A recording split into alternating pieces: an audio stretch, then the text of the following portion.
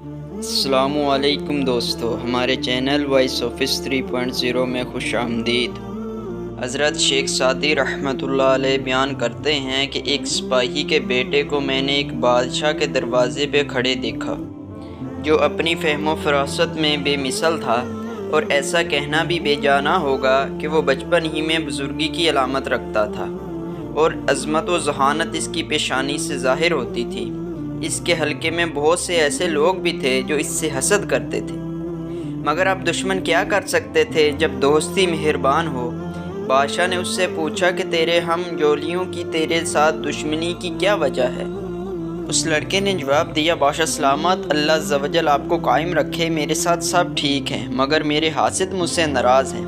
وہ اس وقت تک راضی نہ ہوں گے جب تک آپ کا قرب میرے ساتھ ہے، اور اللہ پاک آپ کا سایہ ہمارے سروں پر تا دیر سلامت رکھے۔ میں تو کوشش کرتا ہوں کہ کسی کا دل نہ دکھاؤں، مگر میں ان حاسدوں کا کیا کروں جو اپنا دل خود بخود جلاتے ہیں۔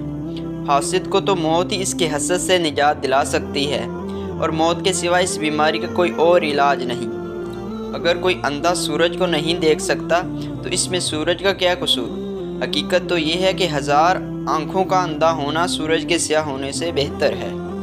اس حکایت میں حضرت شیخ سعدی رحمۃ اللہ علیہ بیان کرتے ہیں کہ حاسد شخص انتہائی بیوقوف ہے جو بجائے رشک کرنے کے حسد کرتا ہے اور کسی کی ترقی سے جلتا ہے۔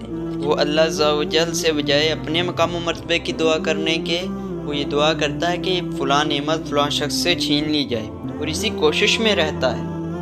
یہی کوشش کرنے کی وجہ سے اس کی اپنی نعمتیں اس سے چھین لی جاتی ہیں۔ حاسد کو چاہیے اپنے اندر وہی اوصاف پیدا کرے جس سے وہ دوسرے شخص سے جلتا ہے، اور نبی کریم صلی اللہ علیہ وآلہ وسلم کا فرمان عالی شان ہے کہ حسد نیکیوں کو اس طرح کھا جاتا ہے جس طرح آگ کچھ لکڑیوں کو جلا کے راکھ کر دیتی ہے۔